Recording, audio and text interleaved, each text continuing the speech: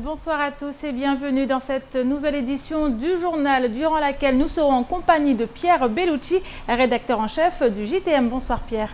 Bonsoir Amina, bonsoir à tous.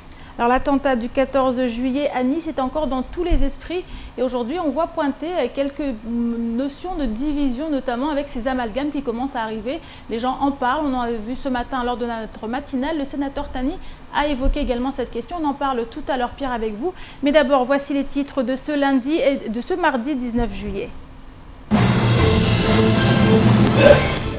Un nouveau secrétaire général a été nommé à la tête de la commission de l'océan Indien.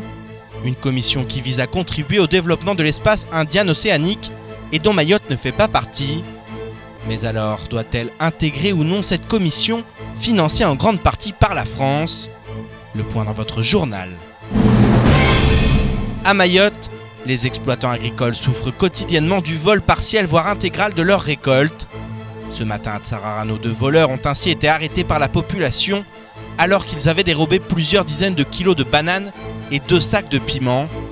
Les forces de l'ordre ont interpellé les individus, même si la population attend désormais des actes forts pour lutter contre ce fléau. L'association des jeunes de Kaweni Espoir vient de bénéficier de subventions de la part de la municipalité du chef-lieu. De quoi permettre aux membres bénévoles et autres animateurs d'appréhender l'avenir et de poursuivre l'objectif de changer l'image du quartier. Reportage à la fin de cette édition. Il s'appelle Madi Bolero et c'est le nouveau secrétaire général de la Commission de l'océan Indien. Cette organisation intergouvernementale créée en 1982 et qui réunit l'Union des Comores, Madagascar, Maurice, les Seychelles et la France via l'île de la Réunion. La COI a pour mission notamment principale la défense des intérêts insulaires sur la scène régionale et internationale, mais également la promotion d'un développement plus durable et solidaire. Investi le 13 juillet dernier, le représentant de l'Union des Comores succède ainsi à son homologue mauricien, Jean-Claude Delestrac. Et dès son premier jour, l'homme s'est fait remarquer lors de son discours d'investiture en remettant notamment en question l'appartenance de Mayotte à la France. Pour rappel, Mayotte ne fait pas partie de la Commission de l'océan Indien qui vise à contribuer au développement de l'espace indiano-océanique sur le plan sanitaire, économique et touristique. Plus d'informations dans ce reportage signé Adèle Laurent. Au début du mois, le nouveau président de l'Union des Comores, Azali Assoumani, a affirmé que Mayotte est comorienne et le restera à jamais. Le 13 juillet, un nouveau point noir vient obscurcir la relation entre Mayotte et les Comores. En effet, lors de son discours d'investiture, le nouveau secrétaire général de la Commission de l'océan Indien a déclaré au sujet de la possibilité d'intégrer Mayotte dans la COI que les négociations ne peuvent s'écarter du principe général qui est celui du respect scrupuleux du droit international dont l'application est garantie par le Conseil de sécurité des Nations Unies dont la France est un membre permanent. Dès son premier jour d'investiture, Madi Bolero semble donc chercher la confrontation avec la France. En qualité de secrétaire général, je ne pense pas que c'était à lui d'ouvrir le débat. Le nouveau président des Comores est mieux placé pour se positionner sur cette approche en qualité de président de l'Union des Comores. Je parle là du président Azali, mais nous voyons bien néanmoins qu'une tendance va aller dans ce sens-là et je ne pense pas que le président Azali l'aurait laissé tenir de tels propos si d'un commun accord il n'y avait pas eu préalablement un échange entre eux. Pour Ahmed Atoumani Douchina, ce conflit entre Mayotte et les Comores reste une guerre de salive. Les Mahorais, ce qu'ils voulaient, c'est être intégrés entièrement dans la France à travers le statut de département d'outre-mer. Les Comoriens, ce qu'ils voulaient à l'époque, c'était être indépendants. Les uns et les autres sont arrivés à leur objectif. Maintenant, c'est aux uns et aux autres de faire en sorte pour prouver à la population, au peuple qu'ils représentent, qu'ils avaient raison de leur combat. Une population qui doit rester la priorité des politiques. Pour Daniel Zaidani, il est important que Mayotte participe à la Commission de l'océan Indien, celle-ci ayant pour objectif de contribuer au développement de l'espace indien-océanique sur le plan sanitaire, économique et touristique. Mayotte doit participer de plein droit dans cette commission de l'océan Indien parce que l'objectif premier de cette commission, c'est de construire les différentes politiques locales, c'est-à-dire locales à l'échelle de l'océan Indien avec les forces vives de tout le monde. Ne pas compter Mayotte comme cela se fait actuellement est une erreur d'approche tactique et idéologique. Il appartient maintenant aux représentants de la France, et je parle notamment de la Réunion et du ministère des Affaires étrangères, de se positionner très clairement au sein de cette commission, de travailler, de poursuivre le travail qui a été initié, de s'assurer que Mayotte puisse continuer à être, ne serait-ce que dans un premier temps, l'invité au sein de cette commission. La commission de l'océan Indien, un outil pour construire un avenir commun. Du côté d'Ahmed Atoumani Douchina, le développement de Mayotte ne passera pas forcément par son intégration dans cette commission. Pendant très longtemps, on pensait que c'était très nécessaire, mais plus on va dans le temps, plus on se rend compte que c'est une institution qui est là comme tant d'autres, mais qui ne sert pas vraiment à beaucoup de choses. Et pour ce qui nous concerne, je crois que nous sommes bien inscrits dans la logique européenne d'un grand ensemble. Et nous sommes maintenant intégrés dans l'Union européenne. Je crois que c'est beaucoup plus important pour nous que la Commission de l'océan Indien. Je crois qu'on doit vraiment travailler dans le sens du développement de cette île, arriver à consommer les fonds qui nous sont alloués, avoir des projets bien construits, ficelés pour être opérationnels. Si on arrive à faire ça, à mon avis, c'est beaucoup plus important que la Commission de l'océan Indien qui ne peut pas nous apporter en termes de développement ce que nous attendons. Des avis qui divergent. Le préfet Frédéric Vaux a rencontré cet après-midi Azali Atoumani afin de discuter des relations entre la France et l'Union des Comores et des échanges avec Mayotte. Affaire à suivre. Et après les attentats qui ont à nouveau frappé la France et la ville de Nice, l'heure est au recueillement, mais pas seulement, puisque dans la foulée, la question des moyens pour éradiquer ce fléau a été soulevée. Depuis jeudi, en effet, les amalgames pleuvent, ce qui plonge le pays dans la division, alors qu'il devrait au contraire se montrer plus uni que jamais. Ce matin, le sénateur Tani était présent sur notre plateau. Il est revenu sur ces amalgames tout en prenant soin d'évoquer le cas de Mayotte, qui pourrait, selon lui, constituer un exemple pour la métropole. Je vous propose d'écouter ses propos lors de la matinale de Coésie. Et notre devoir, c'est précisément, et je l'ai fait très récemment, c'est de dire que il y a un territoire français qui s'appelle Mayotte où nous sommes à plus de 90% musulmans et pourtant il n'y a jamais eu d'amalgame. Il n'y a jamais eu de problème, des problèmes de société, on en trouve toujours, et qu'il serait opportun de s'inspirer, même si on ne peut pas totalement transposer ce qui se passe ici sur le plan national, parce que notre réalité, notamment historique, est différente, mais il y a des choses qui se sont passées ici dont l'Hexagone pourrait s'inspirer. Moi, je donne l'exemple de la laïcité. Les Mahorais ont compris la laïcité, je dirais, avant tout le monde, puisque vous vous souvenez, nos premiers parlementaires, Jean-François Horry, Henri Jean-Baptiste, même Marcel Henry, même Adrien Giraud, eh bien, ils font partie de la minorité non musulmane de cette île. Et avant tout le monde, nous avons compris qu'il ne faut pas mélanger le spirituel et le temporel. Ne pas mélanger le spirituel et le temporel, c'est sur ça qu'a insisté, on a vu le sénateur Tani ce matin, Pierre. Alors on le voit, Mayotte érigé en exemple pour la France. Est-ce qu'aujourd'hui c'est des choses qui s'entendent du côté de la métropole, notamment, qui pourraient s'entendre ? Oui, alors effectivement, sur certains points, effectivement. On peut dire ça, notamment sur effectivement la manière de pratiquer l'islam aussi, un islam de tolérance. Alors certains n'aiment pas ce mot, parce qu'il n'y a pas 50 000 formes d'islam, puisque à la base c'est une religion de paix et de tolérance.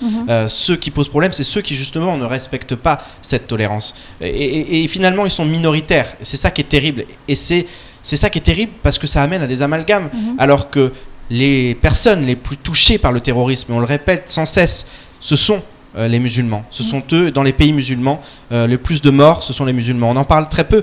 On parle très peu de Bagdad et de ces attentats terribles en Turquie et un peu partout dans le monde. On est très, très centré là-dessus, sur les attentats, sur forcément le monde occidental. Souvent, on est plus touché. Et c'est un peu terrible. Parce que ces amalgames, dans un pays qui est complètement aujourd'hui à l'agonie parce que effectivement il y a une crise sociale. En plus il y a ça qui se rajoute. Ces amalgames ils sont dévastateurs pour le pays parce que ils profitent à certains et effectivement ils viennent d'une récupération politique où au niveau de la droite, de l'extrême droite, on profite de ça pour dire vous voyez finalement on a le bouc émissaire, on le connaît, on sait c'est de la faute des musulmans, c'est eux qui veulent imposer leur religion. Or ces personnes-là, on ne cesse de le répéter, mais elles ne représentent ni Dieu, ni foi, ni loi, ni rien. Ce sont juste des barbares qui sont complètement perdus aussi et c'est là où par contre il va falloir agir et effectivement trouver des exemples.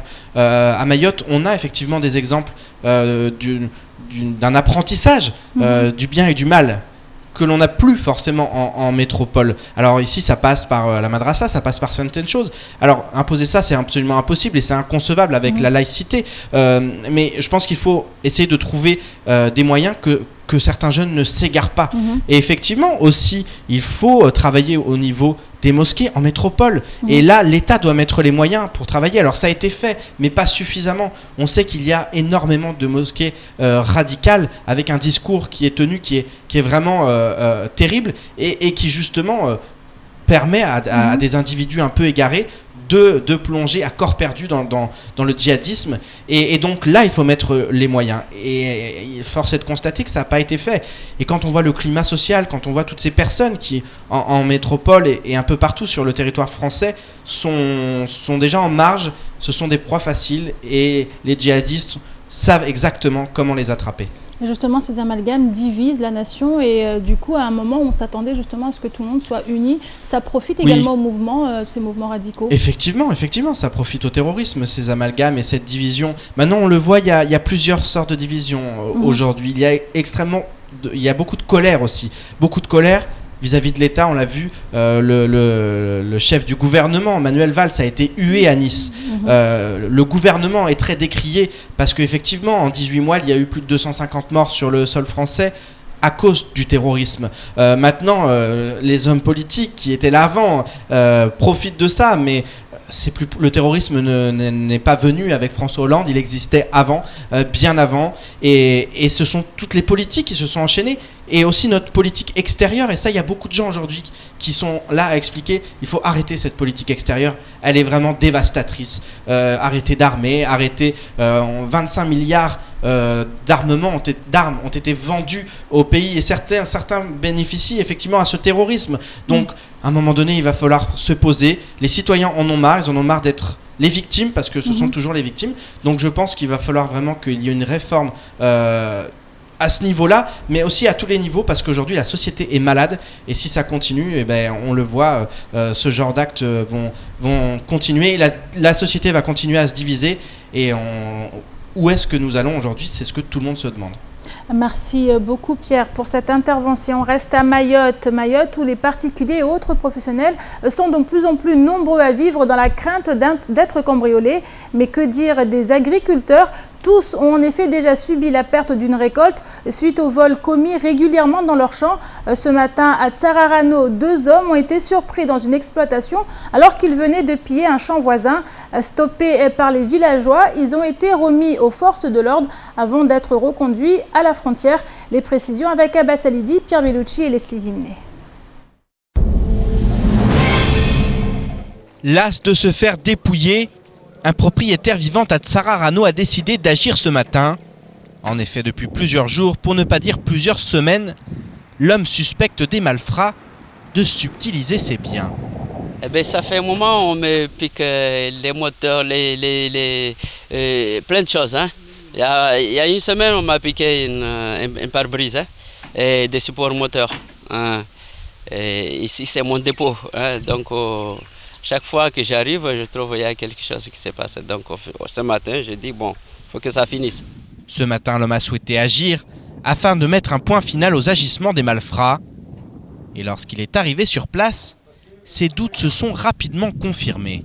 Moi, on m'a piqué un moteur ici dans le D105. Et puis je croyais que le moteur, ça fait longtemps, bon, la D105 elle est là. J'arrive hier, on était en train de travailler, à peine on regarde dans le capot, il n'y avait pas de moteur. J'ai dit non, il se passe quelque chose, quelqu'un il dort ici. J'arrive grand matin pour savoir s'il y a du monde, quelqu'un qui dort. En fait, j'ai surpris des jeunes qui squattaient dans mon banga.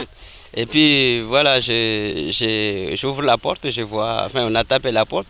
Avant tout, j'ai appelé le voisinage, tout le monde était là, femmes, hommes, tout. On était tous là et puis on les a chopés, on a appelé la police municipale de Dembéni qui est venue les interpeller. Les 2 voleurs venaient de dérober des dizaines de kilos de bananes et 2 sacs de piments dans les champs voisins. Pris en charge par les forces de l'ordre grâce à l'aide des citoyens, ils ont été transférés à Mamoudzou quelques minutes après leur arrestation. Le propriétaire a ensuite reçu un coup de fil expliquant qu'il n'était pas nécessaire de déposer plainte dans la mesure où les 2 individus allaient être renvoyés à Anjouan dans les prochaines heures. De quoi laisser les propriétaires démunis face aux vols qui recommencent sans cesse. S'ils viennent dans notre zone, en fait, on ne sait pas de ce qu'on va faire puisqu'ils viennent nombreux. Et puis actuellement, il vient au moment qu'en fait, il n'y a personne ici. Ouais, c'est malheureux puisqu'en fait, on ne sait pas exactement de ce qu'on va faire et de ce qu'on veut faire, quoi, à propos de ça. Puisque hier soir, il était ici, c'était tranquille. Le matin, dès qu'il est revenu, il a trouvé ces bananes-là sur place. Voilà, il se posait des questions, d'où ça vient d'où et tout. Et finalement, voilà, on a attrapé certaines personnes à propos de ça. Là, maintenant, ils sont dans les bras des polices municipaux. Beaucoup veulent croire en la justice et aux forces de l'ordre pour régler le problème du pillage, même si force est de constater que pour l'heure, il est devenu bien difficile de jouir de sa récolte. Et dans le chapitre social maintenant, les agents du SIAM ont déposé un préavis de grève à compter de demain suite à l'échec des négociations annuelles obligatoires. Ils réclament notamment une augmentation des salaires rétroactivement au 1er janvier 2016. Mais l'entreprise qui possède la DSP délivrée par le SIAM ne l'entendait pour l'heure pas de cette oreille. De son côté, le président du syndicat, Moussa Mohamadi Bavi, souhaite qu'un compromis soit trouvé sans que personne ne soit lésé. Il a réagi ce matin lors de la matinale de Kwezi. Il y a 3 choses qu'on ne doit pas toucher dans le pays.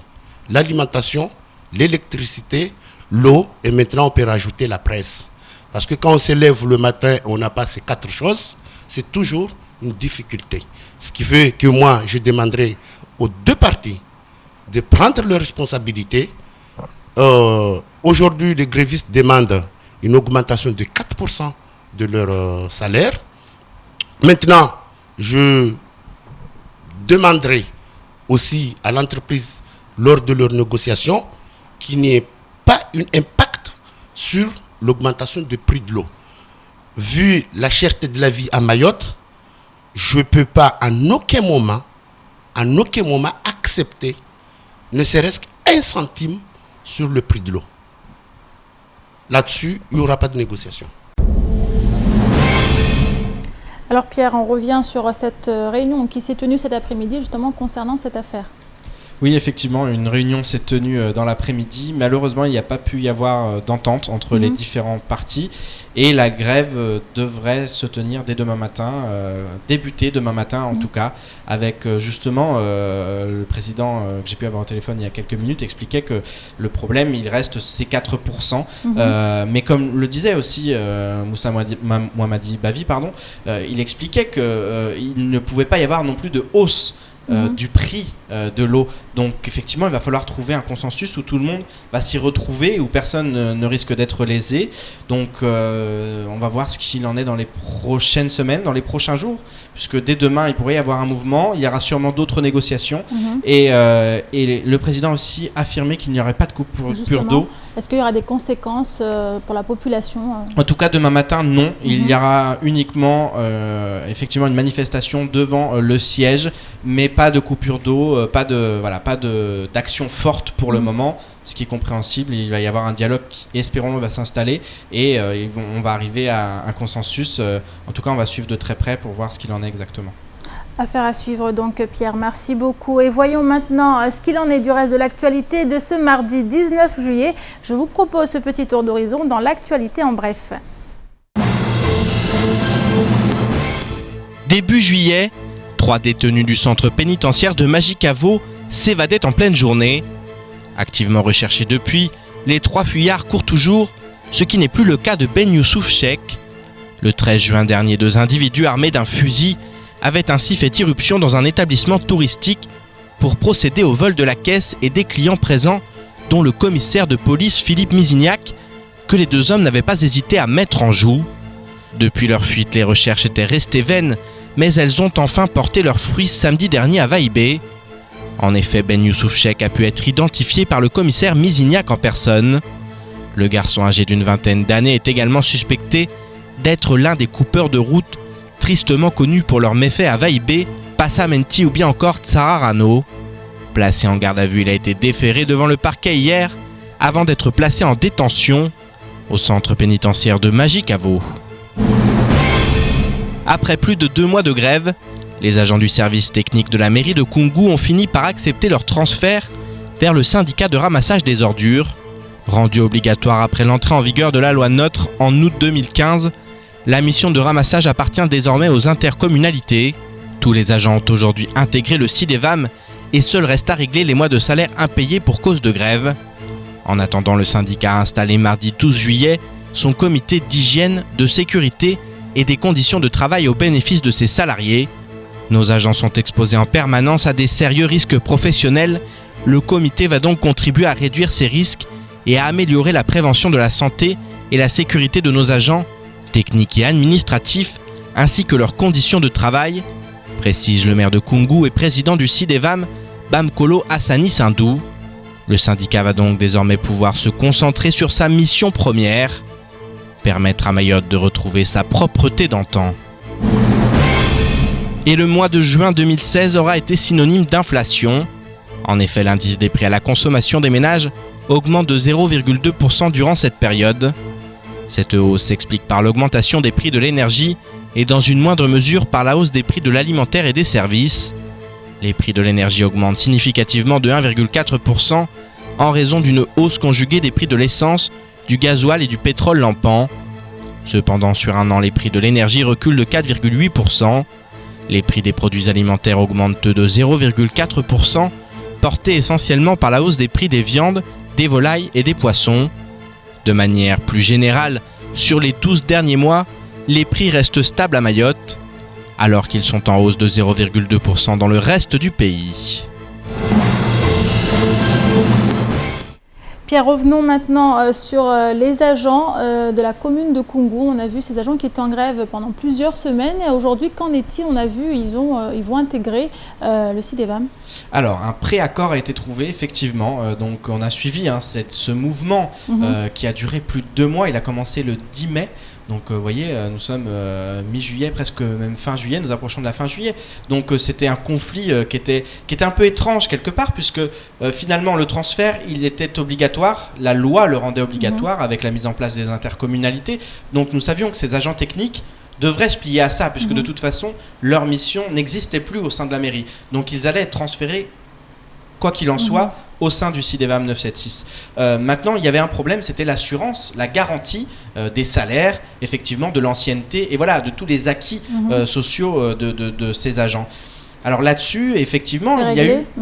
Alors, c'est pas tout à fait réglé, c'est-à-dire qu'il va y avoir un CT qui va devoir faire une étude d'impact au cas par cas, c'est-à-dire, voilà, connaître les acquis des uns et des autres, le salaire des uns et des autres, et il y aura une assurance que tout sera respecté et qu'ils ne perdront absolument rien.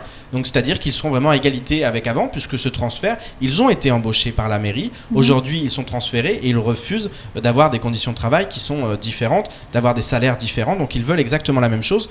Donc, c'est la condition sine qua non pour que le transfert soit effectif. Maintenant, il y a une autre question, c'est effectivement le paiement des salaires lors de cette grève, puisqu'ils ne sont plus payés depuis près de 3 mois. Donc ça, c'est un autre point. Mais le point principal, ce qui permettra effectivement ce transfert de la mairie au CIDEVAM, ça sera cette étude d'impact et ces accords qui devront être signés avec l'assurance d'avoir les mêmes acquis qu'ils avaient auparavant. Et on l'a vu, beaucoup ont pointé du doigt ce dialogue qui n'était pas présent et qui justement a contribué à compliquer la situation. C'est ce qui est étrange, parce que finalement tout le monde s'accordait sur le fait qu'il y aurait transfert. Il suffisait juste de discuter sur les modalités de ce transfert et l'assurance d'avoir les mêmes garanties et d'avoir les mêmes acquis. Voilà, c'est ce qui posait problème. Donc finalement c'était un problème de dialogue apparemment qui est en partie réglé. Il y a eu l'intervention notamment de Salim Naouda, le secrétaire départemental de la CGTMA, qui a fait pour beaucoup. Et on est proche d'un accord. Maintenant, on va voir ce qu'il en est effectivement tout prochainement.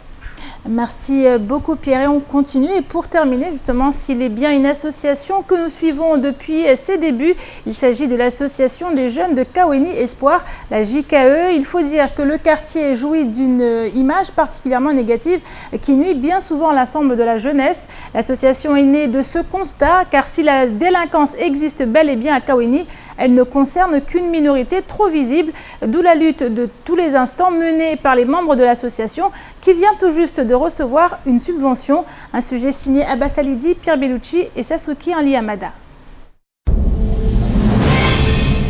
C'est une joie toute particulière qu'ont vécu les membres de l'AJKE ce week-end. En effet, ils ont appris qu'une subvention de 9 000 € vient tout juste de leur être accordée par la municipalité. Un joli coup de pouce, preuve de la reconnaissance du travail accompli. Je suis content parce que, comme vous voyez, il y a 2-3 mois qu'on avait un petit peu de problème de finances.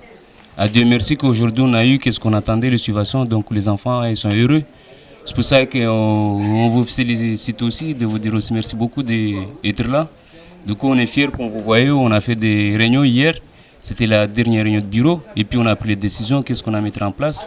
Donc on est content en fait, parce qu'à partir de demain, ça commence à faire les achats, donc à partir de demain, on va commencer encore à changer des images au niveau de nos constructions de lieux, au niveau des constructions de bangas, de mettre vraiment les enfants en valeur. Si le président se réjouit de cette subvention, il en va de même pour les membres de l'association et notamment les animateurs qui œuvrent chaque jour pour la jeunesse.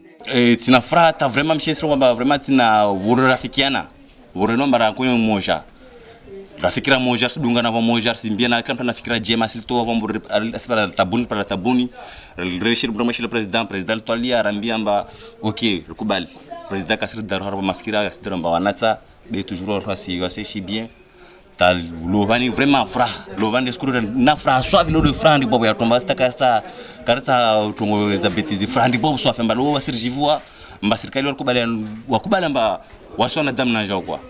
Si reçoit dans jambe wasina jao rama moja non quoi kapsuka tambu quoi si fait nyakati ta kapske tambu quoi. Unis et conscients du chemin qu'il reste à parcourir, les bénévoles ou autres animateurs restent concentrés sur leur objectif premier, faire en sorte que la jeunesse ne sombre pas dans la délinquance. C'est pour changer les enfants de Kaweni parce qu'on raconte n'importe quoi sur nous.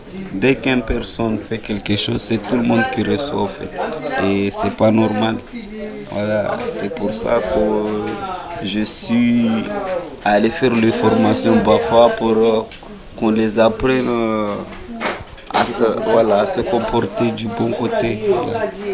Si les subventions accordées ne permettent pas encore de ne plus se préoccuper des finances, elles ont néanmoins le mérite de permettre au président de se projeter dans le futur proche de l'association. Mais déjà, il nous faut vidéoprojecteurs, il nous faut les sons pour que les enfants ils apprennent à faire de la musique, il nous faut l'atelier d'artisanat, il nous faut aussi l'atelier de peinture. Et il faudrait aussi qu'on remette vraiment le pointager en valeur. Parce que c'est ça, grâce à ça qu'on arrive jusqu'à là, quoi. Mais je suis bien content d'ailleurs que même les enfants aussi sont fiers d'eux-mêmes. Déjà, ils sont là, on est tous là, on a une petite bibliothèque à côté, on a les gens qui ont passé les formations de BAFA, ils sont là pour contrat civique, et du coup, voilà quoi. Et puis on attendait cette situation pour qu'on puisse vraiment mettre les enfants dans les bonnes activités. Donc on est heureux. On espère qu'à partir du mois prochain, ça va prendre les choses comme on a envie vraiment que ça soit. Changer d'image de Kaweni, de donner de bonnes images. Changer ce que certains considèrent comme une fatalité, voilà qui n'est pas chose aisée. Surtout dans un quartier difficile où la précarité règne en maître depuis de longues années. Même si à force de bonne volonté et de travail en commun, rien n'est impossible, comme le prouve quotidiennement cette association.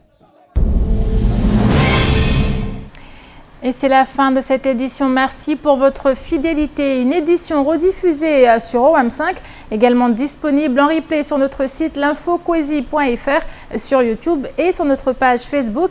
À suivre juste après le face-à-face, suivi de l'invité du temps de parole, le sénateur Thani Mohamed Soilihi. Il était ce matin au micro de Patrick Meillan et prochain rendez-vous avec l'information en radio demain dans la matinale avec le journal présenté par Pierre Bellucci. Excellente soirée à vous sur KTV et à demain.